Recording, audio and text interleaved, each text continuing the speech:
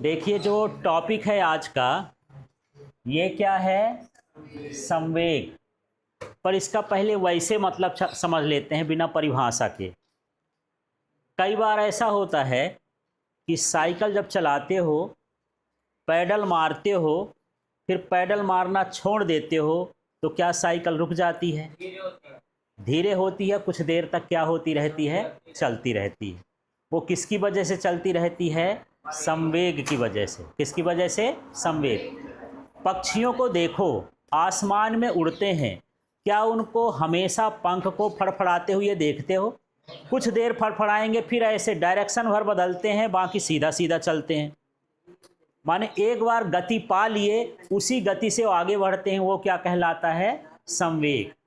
ये तो साधारण अर्थ हो गया संवेग का। लेकिन परिभाषा में देखोगे तो मैं परिभाषा तो देखता नहीं हूं, आपको ये दिख रहा होगा, P बराबर एम भी। वेक्टर ऑप्शनल है, लगा भी सकते हैं और नहीं भी लगा सकते। यहाँ P का मतलब संवेग है, अंग्रेजी में मोमेंटम बोलते हैं। कोई रिलेशन नहीं दिख रहा इसका M के साथ। ठीक है। M का मतलब क्या है? द्रव्यमान। और V का मतलब क्या है? वेग। तो सिंपल सा है, देख लो। किसी वस्तु के द्रव्यमान और उसके वेग और बीच में कोई चिन्ह नहीं तो क्या है? गुणनफल को क्या कहा जाता है? संवेग। परिभाषा याद हो गई? याद नहीं करना है, पहले सूत्र बताओ। सूत्र क्या होता है? P बराबर एम भी।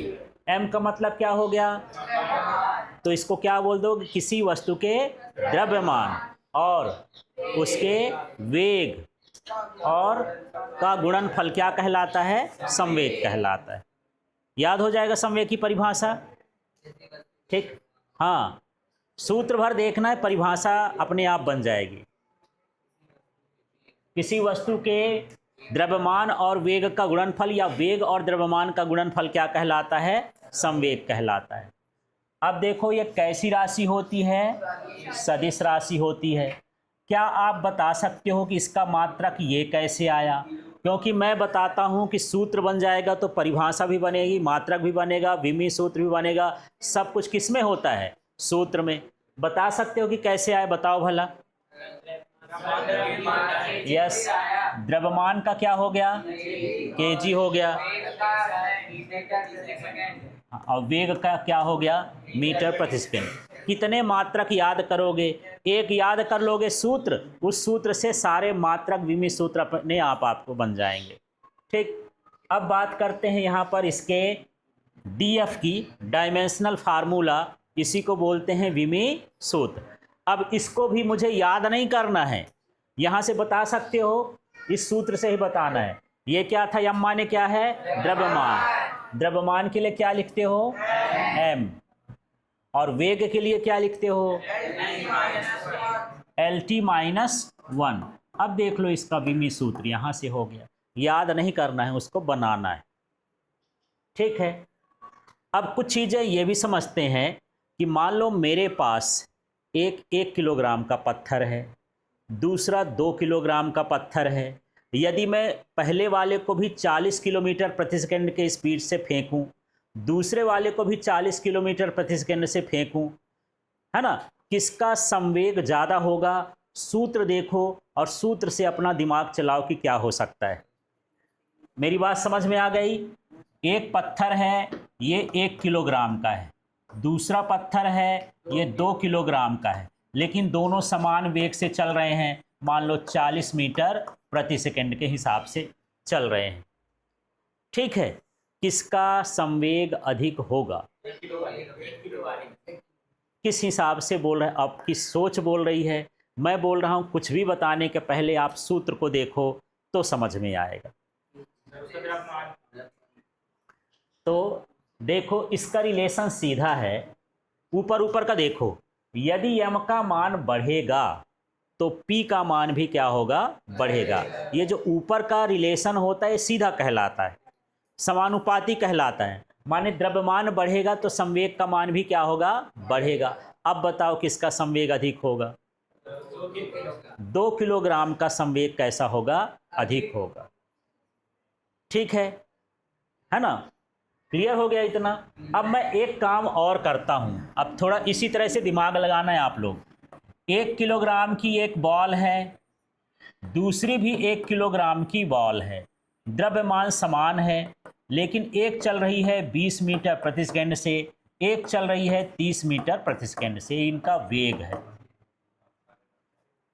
ना। वस्तु का नाम भी रख देता हूं ए और इस वस्तु का नाम रख दिया बी। अब बताओ संवेग किसका अधिक होगा? सूत्र देख लेना, ऐसे न बोलना। किसका होगा मुझे ये बताओ, ए नंबर का कि बी नंबर का? नहीं, आप भेड़ चाल चल रहे हो। मैं ठीक है, एक जन ने गलती कर दी पर सब उसी के साथ बोल रहे हो बिना सोचे। ठीक है, क्यों होगा मैं ये पूछ रहा हूं। अच्छा, अभी आपको ये थोड़ा सा फिजिक्स का नॉलेज कम हो रहा है, थोड़ा देखना। P का और V का रिलेशन ऊपर है। मैं बोल रहा हूं किसका संवेग अधिक होगा? जिसके V का मान क्या होगा? अधिक होगा, उसका संवेग क्या होगा? अधिक होगा। अब बताओ किसके V का मान अधिक है? B का। इसलिए यहां पर संवेग किसका अधिक होगा? V का। निकाल के देख लेते हैं यार, ज़्यादा डाउट क्यों हो रहा है? निकालते हैं फर्स्ट वाले का। ये मान लो PA पहली वाली वस्तु का निकाल रहा हूँ। द्रव्यमान कितना है? 1 और V कितना है? 20। संवेग कितना आया? 20। दूसरा निकालूं B, ये हो जाएगा 1 गुणे क्या हो गया? 30। कितना हुआ? 30। किसका संवेग अधिक आ रहा है? B number. ठीक है, तो अब समझो जिसका द्रव्यमान अधिक होगा उसका संवेग अधिक होगा, जिसका वेग अधिक होगा उसका संवेग अधिक होगा। ठीक है। हाँ, अब ये रटने वाली चीज़ नहीं है जो मैं बोला दिमाग से उड़ गया, क्या बोल दिए हैं, क्या अधिक होगा क्या कम होगा। आप बिल्कुल इसको ध्यान रखो।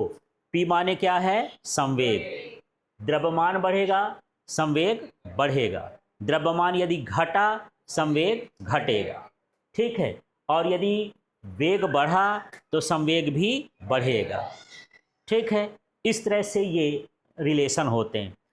ठीक है, उल्टा कब बोलते हैं? जब कभी बटे में आ जाए। देखो मान लो मैं यहाँ पर ऐसा कर देता कि P और समानुपाती मान लो कुछ हो जाता, MV अपॉन में यस हो जाता। मैं ज़बरदस्ती का सूत्र लिख रहा हूँ, सूत्र होता नहीं।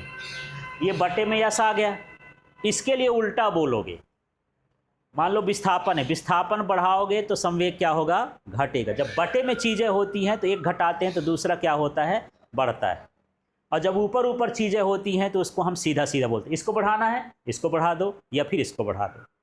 ठीक है, ऊपर के लिए कैसा? सीधा रिलेशन, समानुपाती कहलाता है। इतना क्लियर हो गया?